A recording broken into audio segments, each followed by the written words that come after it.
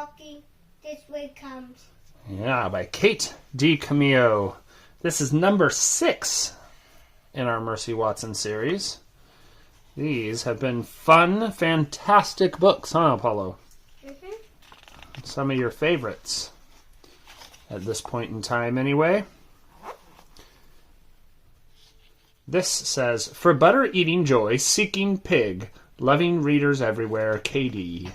That's Kate DiCamillo, who is truly a wonder. Okay. Are we ready? Mr. Watson and Mrs. Watson have a pig named Mercy. Mr. Watson, Mrs. Watson, and Mercy live together in a house at 54 Decawoo Drive. On Saturday afternoon, Mr. Watson said to Mrs. Watson, my darling, my dear, there's a movie at the Bayou called When Pigs Fly. When Pigs Fly, said Mrs. Watson. What an inspiring title. Mercy, did you hear? Mercy did not hear. Mercy did not hear because Mercy was not listening. It says here that the Bayou proudly serves real butter, said Mr. Watson. Oh, my, said Mrs. Watson. Real butter? Mercy pricked up her ears. She was listening now. Mercy loved butter. She particularly loved butter on hot toast, but she would take butter any way she could get it. Yes, said Mr. Watson. It says here that the Bayou proudly serves real butter on every bottomless bucket of popcorn. Bottomless, said Mrs. Watson. Bottomless, said Mr. Watson. What does bottomless mean? Bottomless means they will keep refilling it. You'll never run out of popcorn. Whoa. As much as you can eat until your stomach explodes. Yikes, right? Yeah.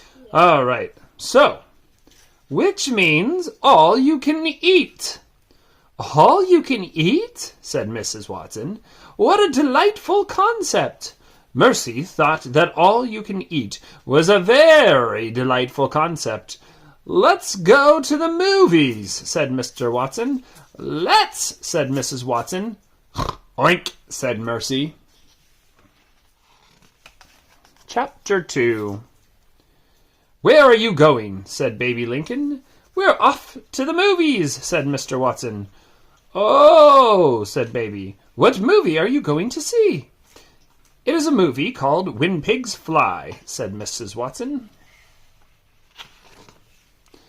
Is it a romance? Said Baby. Is it a movie about love? Well, said Mrs. Watson, I think it is basically a movie about pigs flying. Don't be ridiculous, said Eugenia Lincoln. Pigs don't fly. It's a figure of speech. What's a figure of speech? Said Mr. Watson. The movie title, said Eugenia, is a figure of speech, signifying the impossible. Well, said Mrs. Watson, we are going to be impossibly late if we don't get going. Would you care to join us? Said Mr. Watson. Yes, said Baby Lincoln. Absolutely not, said Eugenia Lincoln. Oh, sister, said Baby, please, say yes. No, said Eugenia. But she got into the Watsons' convertible anyway. Where are you going? Shouted Stella. We're off to the movies, said Mr. Watson. What kind of movie are you going to see? Said Frank. It's a romance, said Baby. It will be inspirational, said Mrs. Watson. It's a figure of speech, shouted Eugenia.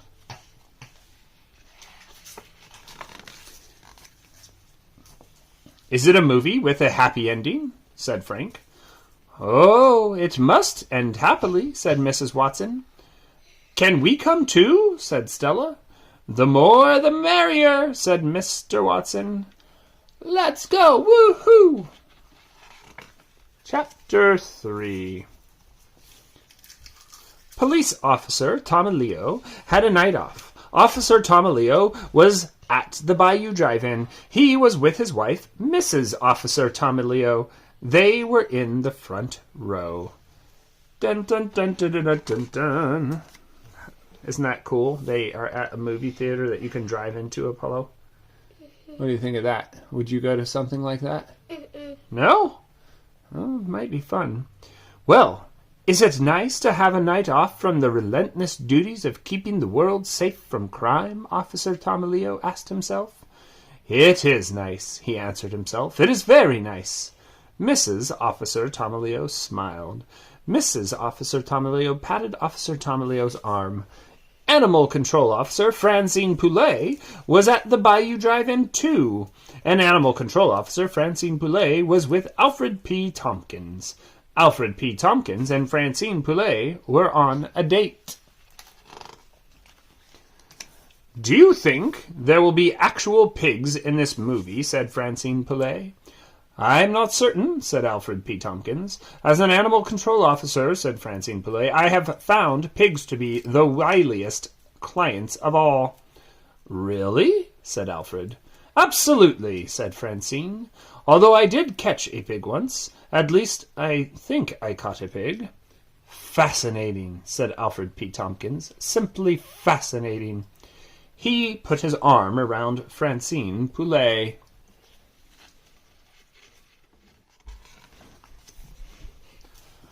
Leroy Ninker, Chapter 4. Leroy Ninker was a small man with a big dream. Leroy Ninker wanted to become a cowboy. But for now, Leroy was working at the Bayou Drive-In concession stand. Leroy Ninker was selling bottomless buckets of popcorn. Yip-ya-yo, he shouted. There's nothing faux. That's right, it's real butter, folks. Top quality, bottomless, and out of this world. Yippee-yi-yo! Bottomless popcorn on the go!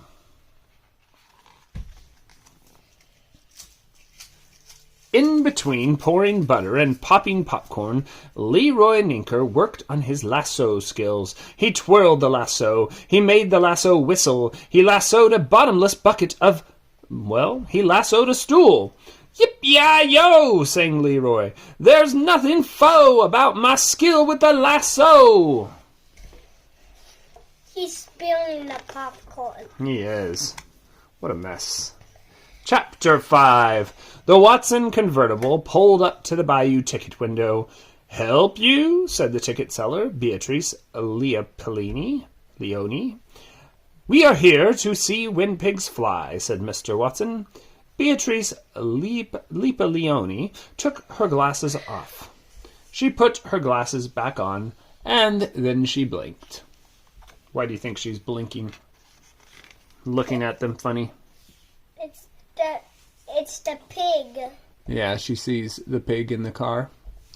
Pardon me, and all, said Beatrice Leone, but I am seeing things kind of wonky. Is that a pig in the back seat of your vehicle? Her name is Mercy, said Mr. Watson. She is our darling, our dear, said Mrs. Watson. I'm not sure pigs are allowed at the Bayou, said Beatrice Leone. Actually, said Mr. Watson, she is a porcine wonder. Do you allow porcine wonders? Porcine wonders, said Beatrice Leone. Yes, said Mrs. Watson. Beatrice Leone just blinked. I don't think there are any rules against porcine wonders, she said. Well, excellent, said Mr. Watson. Good evening to you, then. Beatrice Leone blinked again. She adjusted her glasses. Wonky, said Beatrice Leone. Wonky in the extreme. Wonky in the extreme indeed.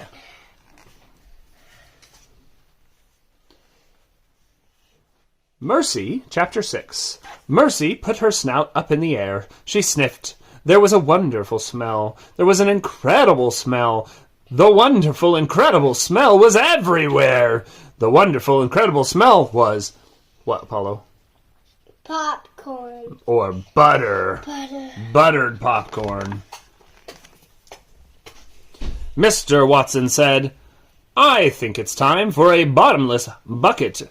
Frank, why don't you and I go and get some treats for the ladies? At the concession stand, the little man behind the counter said, "Yippee-yi-yo! What do you know? Hey!" said Mr. Watson, "you're the man who robbed us." Do you remember that, Apollo? Yeah. He robbed them. "Robbed you?" said Frank. It's the Yes. book.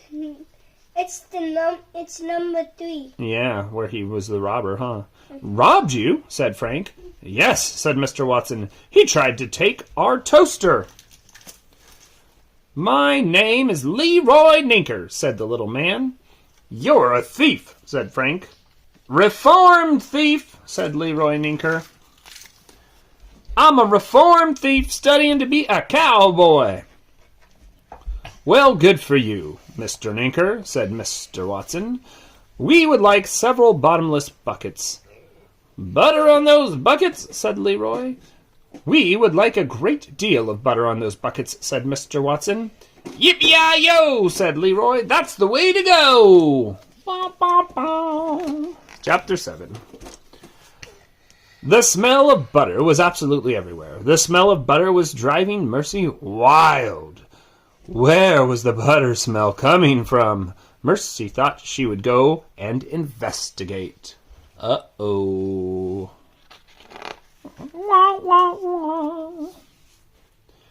She leaped out of the convertible. She moved with purpose. Was there anything more heavenly than being hot on the trail of a true butter smell?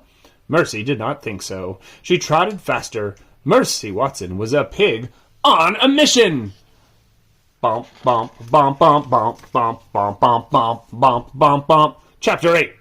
"Hey now," said Alfred P. Tompkins. "Speaking of pigs, isn't that a pig right there?" "Where?" said Francine Poulet. "There," said Alfred P. Tompkins. He pointed at a pig that was trotting past the truck. The pig had its snout up in the air. The pig looked very happy. "That," said Francine Poulet, "is the pig from Decawoo Drive. I have dealt with that pig before. I wonder what a pig is doing at the movies," said Alfred P. Tompkins. "That is a good question," said Francine. "That's the kind of question that only an animal control officer can answer." "Fascinating," said Alfred P. Tompkins. "Don't make any sudden movements," said Francine Poulet. She reached into the back of her truck. She grabbed her net.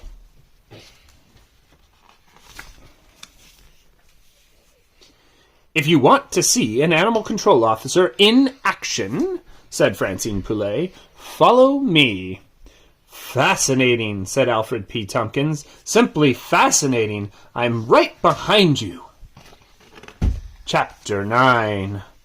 Mercy stopped. She sniffed. The smell of butter was very strong. The smell of butter was very near. The smell of butter was coming from the back seat of a station wagon. Mercy stuck her head into the window and sniffed again. The smell of butter was coming from an extremely large bucket in the hands of a very small child. Mercy helped herself. The small child screamed, "Ah! Papa! Papa! A monster is eating my popcorn!" Mercy chewed. The popcorn was drenched in butter. It was delicious. What would you do if a pig started eating your popcorn, Apollo? I don't know.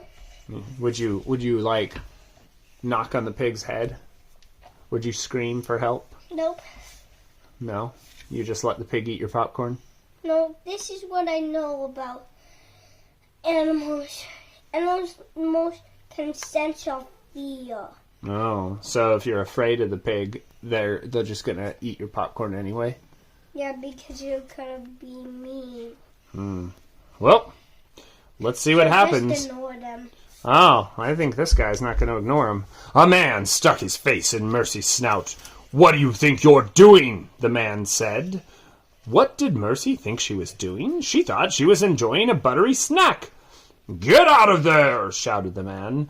He gave Mercy a very forceful shove. Popcorn went flying everywhere. Mercy thought that perhaps it was time to move on.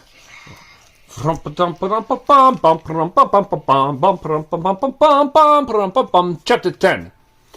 In the front row of the Bayou Drive, in Officer DiCamillo sat up straight in his seat. Officer DiCamillo said, "Did you hear that?" Mrs. Officer DiCamillo said nothing. "Was that a scream of distress?" said Officer DiCamillo. "It sounded like a scream of distress," he answered himself.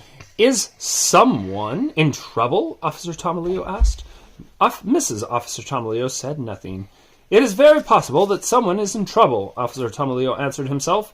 "Is it time for an officer of the law to step in?" Officer DiCamillo asked. "Most definitely," he answered. Officer DiCamillo put his badge around his neck. He got his bullhorn from the backseat. He kissed Mrs. Officer DiCamillo goodbye. He said, "I am off to make the world a safer place." "I am," he answered himself. "I am most definitely off to make the world a safer place." Mrs. Officer DiCamillo waved goodbye. "Goodbye, dear." Chapter 11. Mercy discovered that there was hot buttered popcorn everywhere. Every car had big buckets of popcorn. Every car had open windows. The popcorn was buttery. The popcorn was crunchy. The popcorn was delicious. Mercy helped herself. She helped herself again and again and again. People screamed, people laughed, people fainted. Mercy kept eating. "Ah, that pig! That pig!" In the meantime, Mr. Watson and Frank returned to the convertible with several bottomless buckets of popcorn. Mrs. Watson was crying. "My darling, my dear," said Mr. Watson, "what is wrong?" "It's a tragedy," said Mrs. Watson. "I wouldn't exactly call it a tragedy," said Eugenia Lincoln, kind of smugly. "Mercy is missing," said Stella. "Don't worry," said Mr. Watson. "We'll find her." "I'll wait here, if you don't mind," said Eugenia Lincoln. She helped herself to some hot buttered popcorn. Bum, bum, bum. Chapter 12. Leroy Ninker heard people screaming about monsters. Leroy Ninker heard people shouting about pigs. Leroy Ninker saw a woman with a net run past the concession stand. What are you trying to catch?" said Leroy Ninker.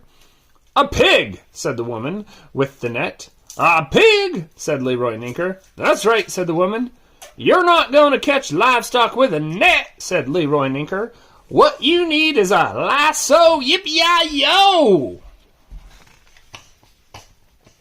Mr. Watson and Mrs. Watson and Stella and Frank and Baby shouted, "Mercy! Mercy! Mercy!"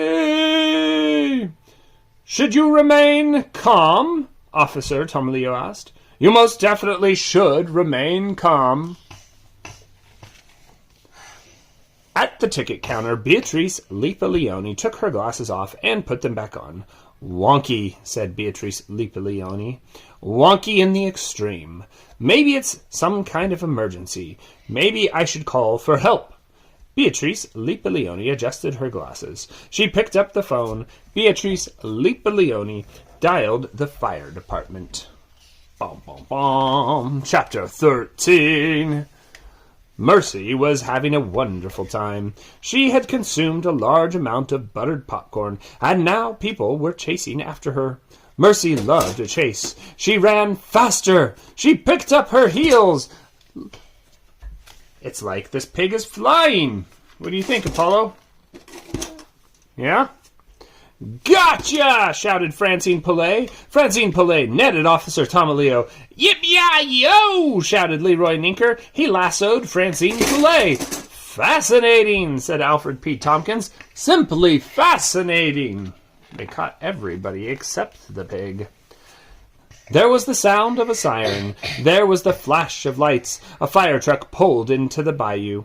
"Things seem to be a little out of control," said the fireman named Ned. "It's the movies," said fireman named Lorenzo. "They make people crazy." "Actually," said a man who was standing next to Ned, I think the pig is making people crazy. Holy smokes, I know that pig, said Lorenzo. It's that toast-loving pig from Deckerwoo Drive. I'll tell you, said the man standing next to Ned. This is way better than any movie I've ever seen. It's all been fascinating, simply fascinating. I guess it's time for us to come to the rescue, said Ned. They're gonna do what they do best. Fireman Ned. Ba-ba-da-da-da. We should do what only firemen can do, said Lorenzo. Ned and Lorenzo took off running. Ned and Lorenzo ran very fast. Ned and Lorenzo caught up with Mercy. Hey, said Ned, how's about some toast? Yes, said Lorenzo, how's about some toast with a great deal of butter on it? I can do that. You could do that? All right, maybe it's in your future. Mercy stopped running. Mercy sat down. Mercy thought very hard. Toast sounded like an excellent idea to her. Toast always sounded like an excellent idea to her.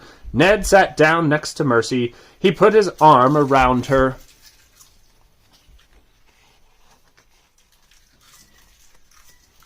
Oh, said Mrs. Watson, you found her. How will we ever be able to thank you for helping us locate our darling, our dear, said Mr. Watson. Well, said Ned, I'm a little hungry. Toast would be good, said Lorenzo. Toast, said Mrs. Watson. I would love to make some toast. Who else would like some toast? Bum, bum, bum, and it was a toast party. Everybody ate toast and got some butter lardy. Yeah? We never did get to see that movie, said Stella. I wonder if it ended happily, said Frank. Well, said Mrs. Watson, here we are, all of us together, and we're eating all toast. Or we're all eating toast, said Mr. Watson. So that is a happy ending, is what they're saying.